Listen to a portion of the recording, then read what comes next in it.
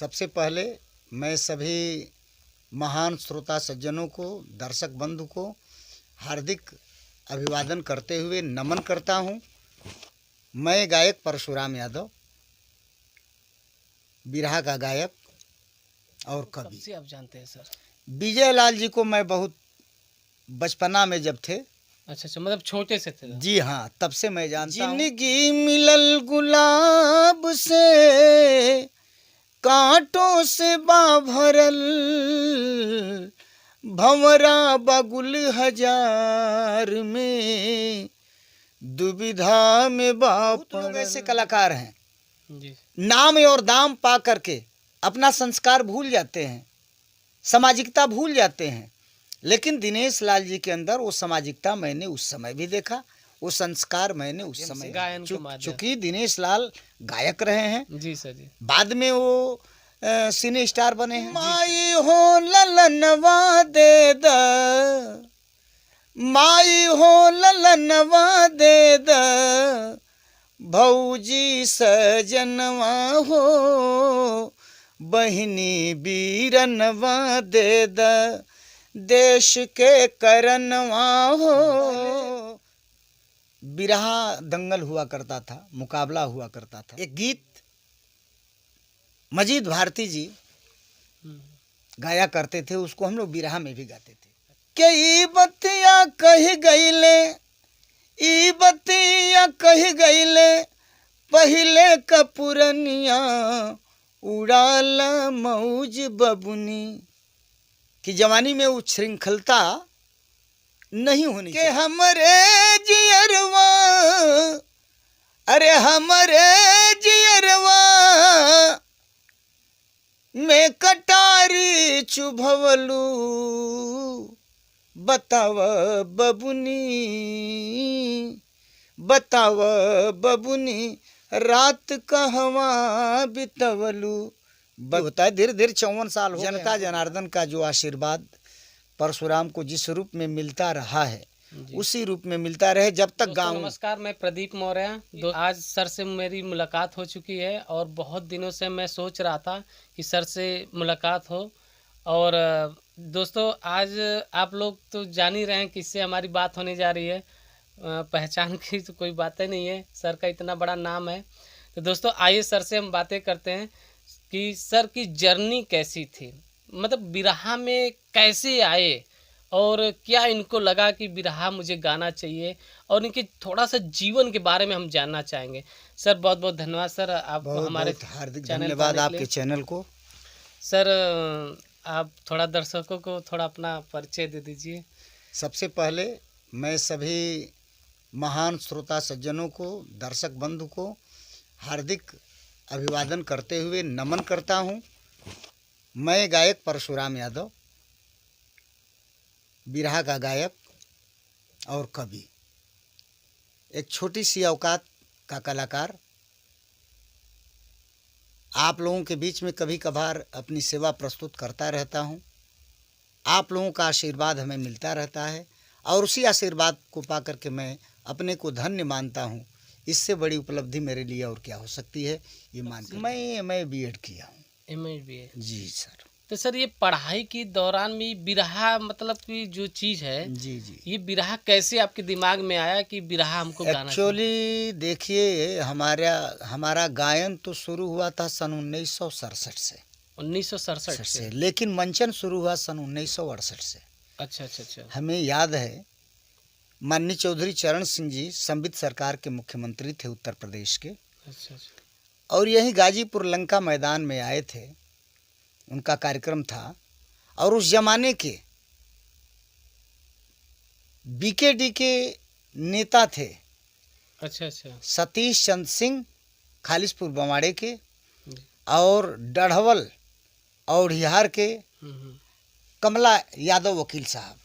जी। उनकी रिश्तेदारी हमारे गांव में है। अच्छा। तो वकील साहब हमारे यहाँ आए, चूँकि मैं छोटा सा बच्चा था, और लेकिन लड़कवा के नाम से बिरहा में मैं चर्चित हो गया था। मतलब छोटे पर ही? जी। अच्छा।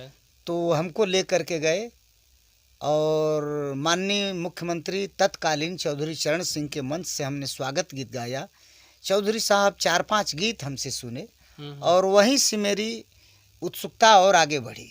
जी।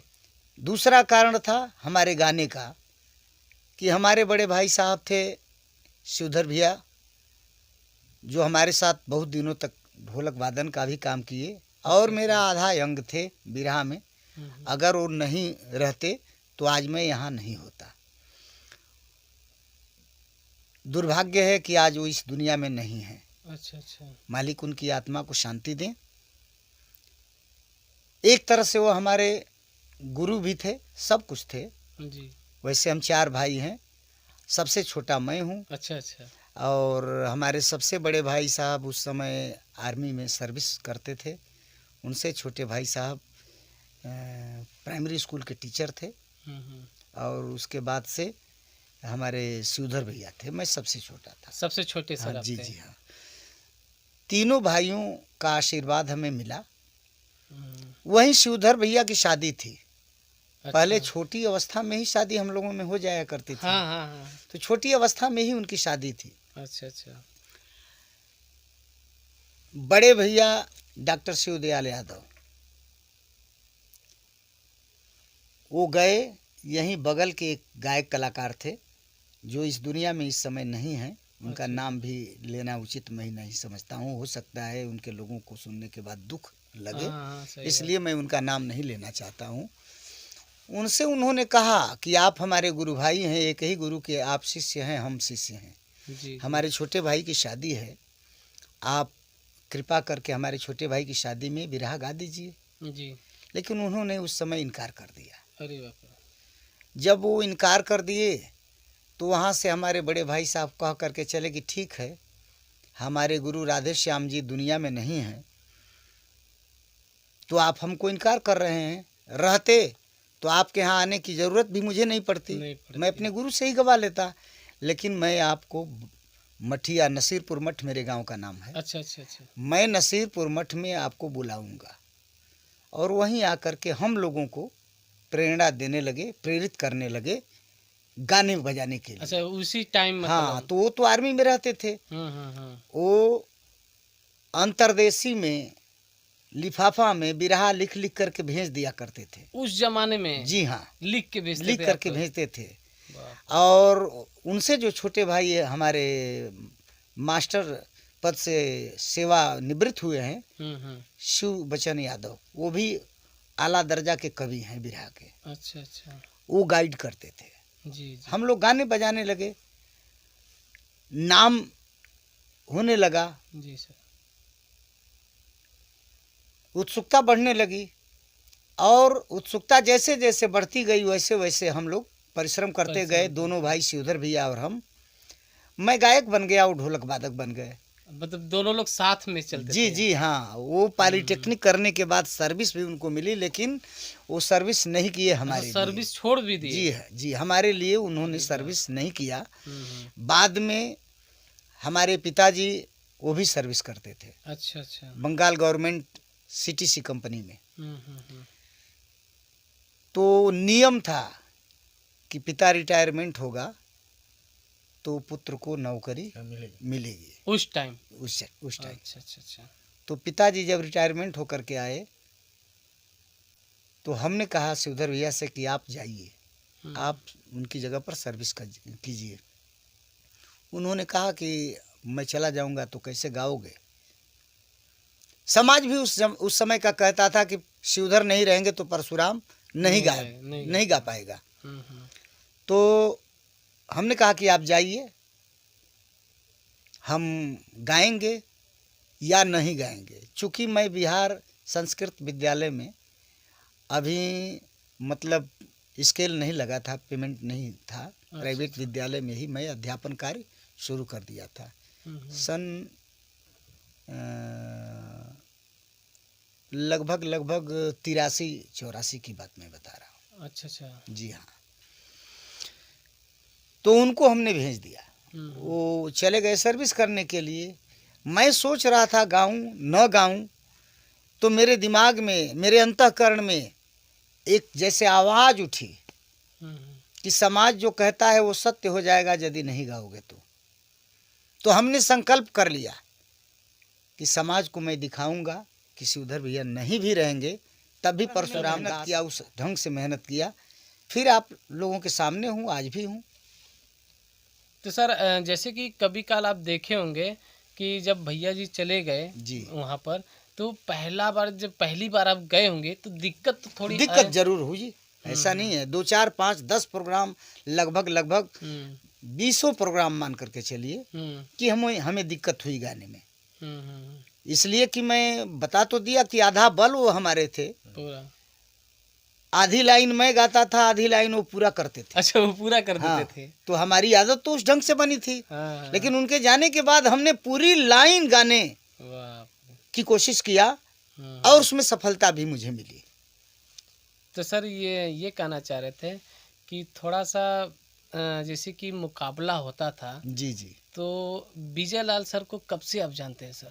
विजय लाल जी को मैं बहुत बचपना में जब थे, अच्छा अच्छा, मतलब छोटे से थे? जी हाँ, तब से मैं जानता हूँ। हम्म, विजय लाल जी बच्चे थे, हम्म। मैं बिरहा की जवानी में था। अच्छा, उस टाइम में आप जी जी जी उम्र था? जी हाँ, अब मैं विजय सर का जो कि अभी बचपना था। बचपना था। हम्म। कलकत्ता में जाया करता था गाने के लिए। अच्छा अच्छा। कलकत्ता में विजय लाल जी के पिताजी नौकरी करते थे। हाँ हाँ। संजोग कि जिस बाड़ी में विजय लाल जी के पिताजी अपने परिवार सहित रहते थे, हम्म। उसी बाड़ी में हमारे घराने के एक गायक थे, संपत यादव। अच्छा अच्छा। मैं उनके यहाँ जाता था और वहाँ आते जाते विजय लाल जी के पिताजी से हमारा संपर्क हुआ। वो भी गायक थे, एक प्रोग्राम में उनसे भी गा चुका हूँ। अच्छा, वो विजय विजय लाल सर के पिताजी के साथ? जी से। अरे बाप रे। तो इसके बाद से संपर्क हुआ। जी जी।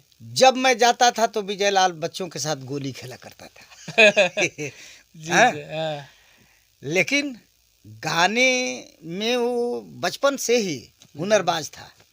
एक बार मैं गया तो विजय लाल जी के पिताजी हमसे कहे कि हमारा छोटा सा बच्चा है, जरा सुनिए, इसको हम गवाना चाहते हैं।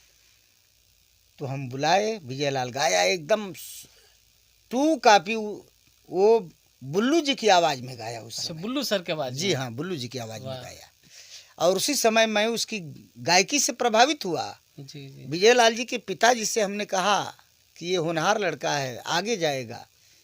हाँ, पहला प्रोग्राम कलकत्ता में ही विजय लाल जी से मेरा हुआ। अच्छा, उस टाइम हिंद मोटर में। हिंद मोटर? जी हाँ, हिंद मोटर में। और विजय लाल चूँकि बच्चा था, जी जी सर। डर तो रहा था, हाँ हाँ हाँ। काँप रहा था और उसके पिताजी बार बार ठोक रहे थे पैर में। हम खड़े हुए तो हमने विजय लाल जी के पिताजी से कहा कि आप ठोकिए मत, ये बच्चा है, जी। गाएगा, हम गवाएंगे इसको। और सारी रात बहुत अच्छी तरह से वो गाया। हमने कहा कि तुम निर्भीक होकर के गाओ, डरो मत। उस टाइम मतलब छोटे थे विजय सर? जी जी उस टाइम आपने मतलब उनको सिखाया, जी बताया जी जी कैसे जी गाए? बताया। वो बाद में प्यारे लाल जी से भी हमारी मुलाकात हुई। जी प्यारे लाल जी उस समय विजय लाल जी के साथ टेरी कहा करते थे। अच्छा, टेरी का काम? जी जी हाँ, अभी बिरहा नहीं लिखते थे। लेकिन संगत हुई तो कभी कभार प्यारे लाल जी भी हमसे पूछ लिया करते थे कि कैसे भैया, कैसे बिरहा लिखल जाला। हाँ, जो कुछ हमारे पास था हम अपनी क्षमता के अनुसार बताते थे। जी जी। गीत भी लिख करके प्यारे लाल जी बिरहा लिख करके हमको दिखाते भी थे कि अच्छा, देखिए ठीक है या उस टाइम? क्या है। जी हाँ, तो जो कुछ हमारी क्षमता थी, अपनी क्षमता के अनुसार हम बताते थे कि देखिए यहाँ ये आज प्यारे लाल जी की बात क्या है। जी सर। प्यारे लाल जी अब सिने जगत के हाँ, एक ऊंचे राइटर बन चुके राइटर बन हैं। चुके बिरहा के राइटर तो अच्छे ही हैं, हैं। सिनेमा जगत के भी राइटर। हाँ उच्च कोटि के राइटर हैं। जी सर।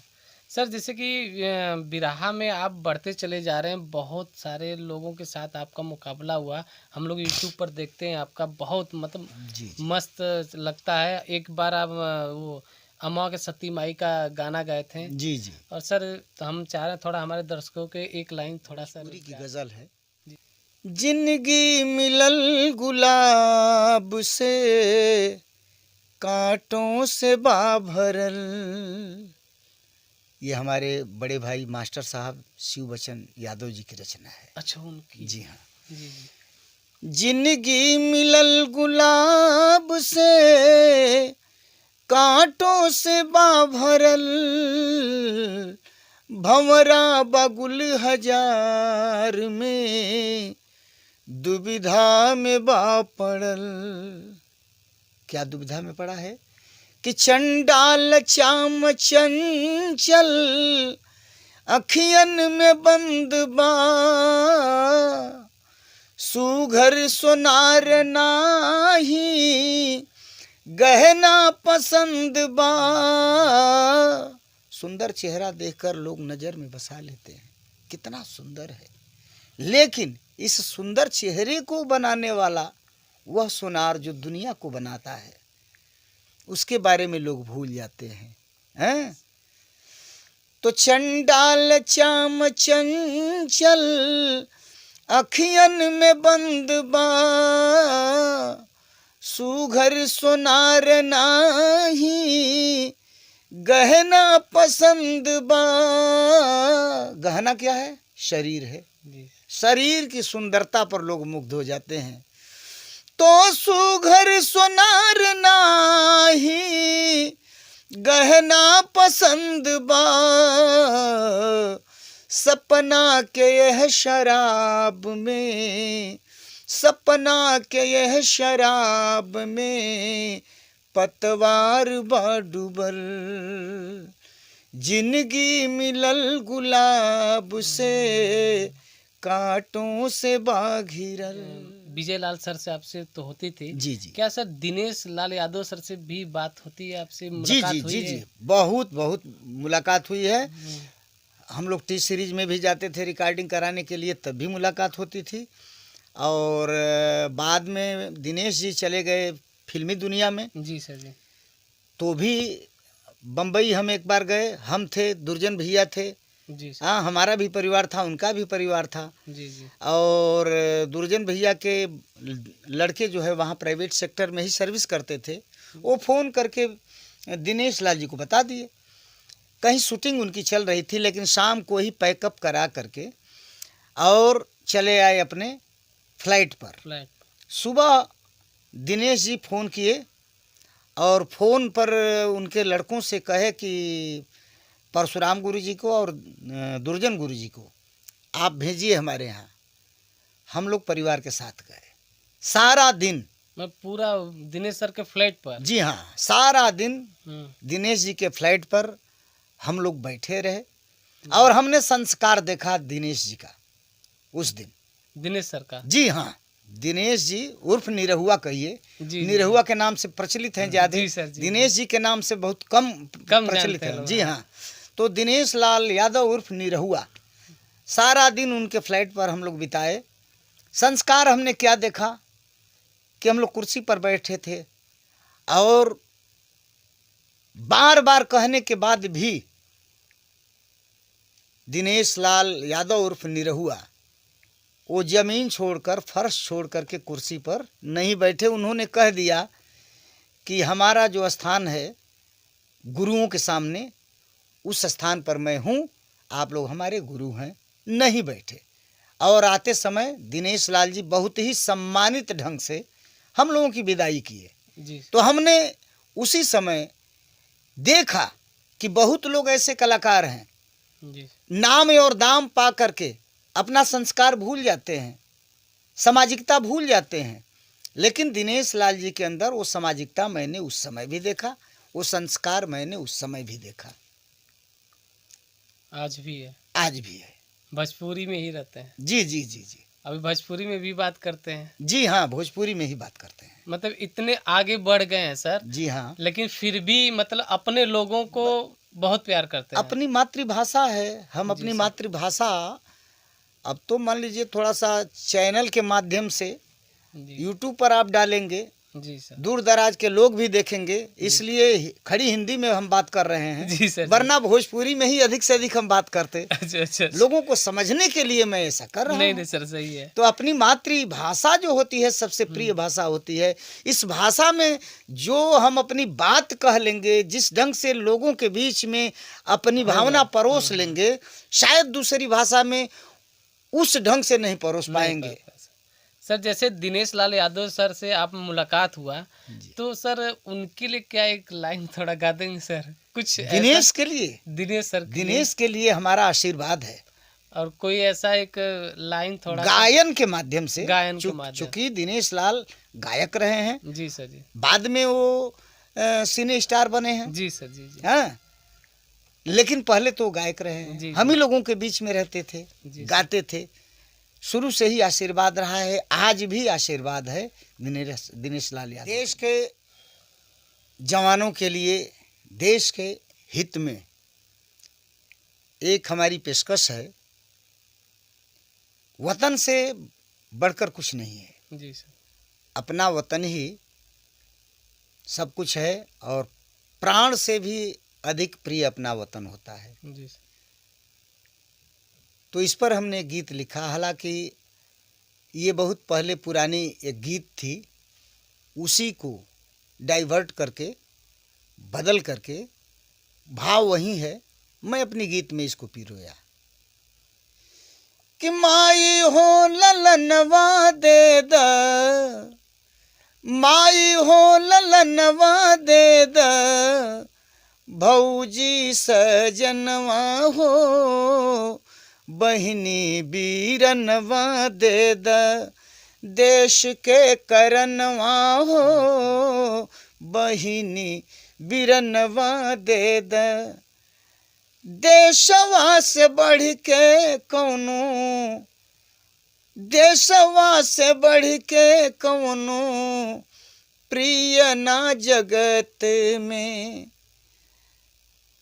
देशवा से बढ़ के कौनो प्रिय ना जगत में, भावना हो अर्पित सबके, भावना हो अर्पित सबके, देश प्रेम हित में, भावना हो अर्पित सबके, देश प्रेम हित में, देश के करनवा भौजी, अरे देश के करनवा भौजी, दे द सजनवा हो, देश के करनवा बाबू, दे द ललनवा हो, बहिनी बीरनवा दे द, देश के करनवा हो। नई पीढ़ी आ रही है। जी जी। जैसे कि आप शुरुआत किए आप लोग शुरुआत, और विजय सर किए, दिनेश सर किए। जी जी। तो आज की जो नई पीढ़ी आ रही है,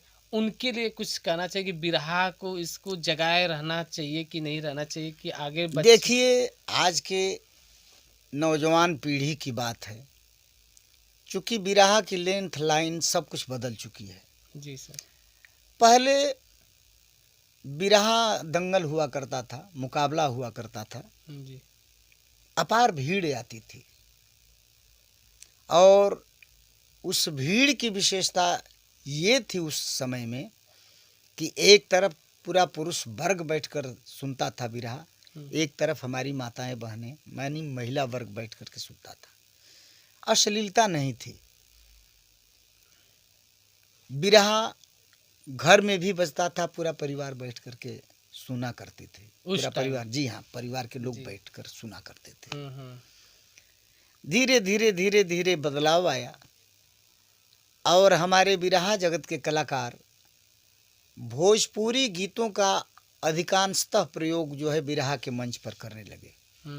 अब एक तरह से हम दुख के साथ कहना चाहते हैं कि अब की बिरहा भोजपुरी गीत का रूप धारण कर चुकी है। नहीं चाहिए, नहीं चाहिए। बिरहा की लाइन अलग है, भोजपुरी की लाइन अलग है। मैं कभी कभी सोचता हूँ कि हमारे भोजपुरी के कलाकार लोग मांग करते हैं कि भोजपुरी को संवैधानिक दर्जा दिया जाए, 8वीं अनुसूची में शामिल किया जाए। जी।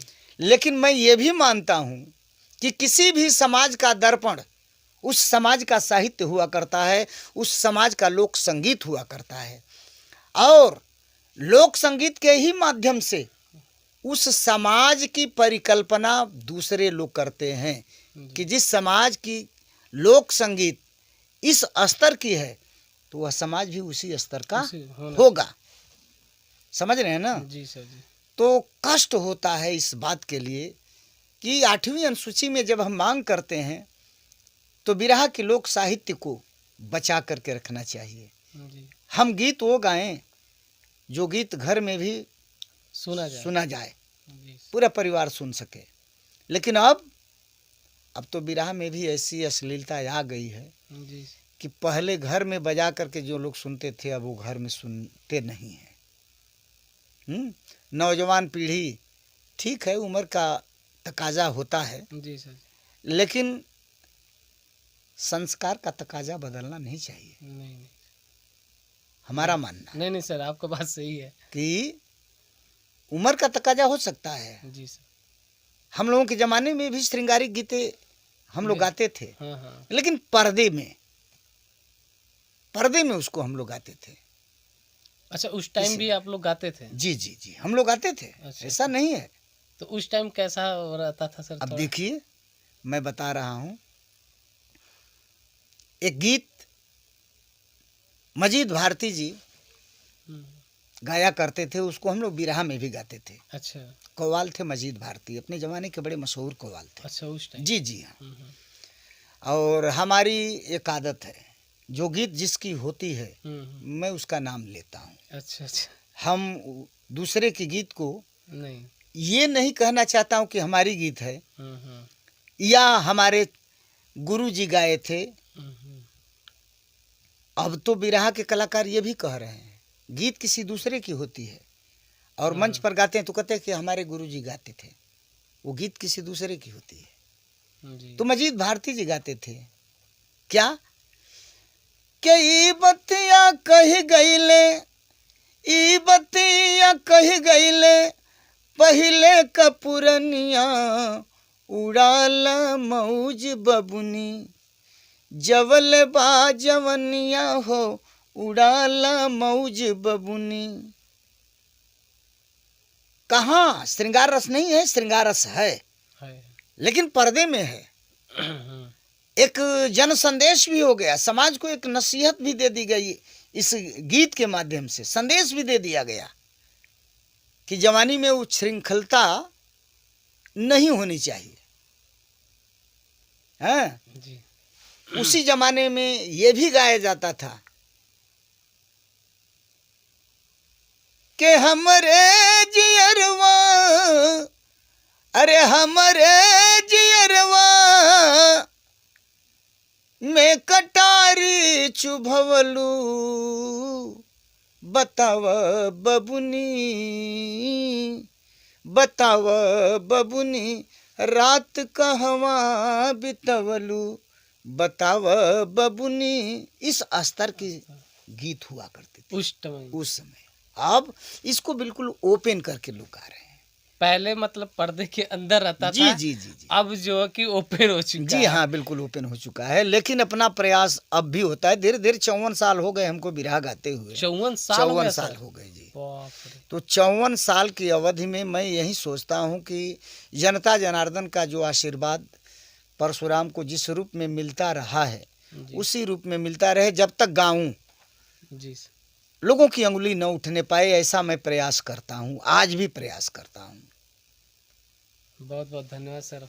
मैं सभी दर्शक महानुभावगण को पुनः प्रणाम करता हूं, सबका अभिवादन करता हूं, अभिनंदन करता हूं, स्वागत करता हूं। अगर कुछ कहने में हमसे गलती हुई हो इसके लिए भी मैं आप सबसे क्षमा प्रार्थी हूँ। बहुत बहुत धन्यवाद सर। जी जी।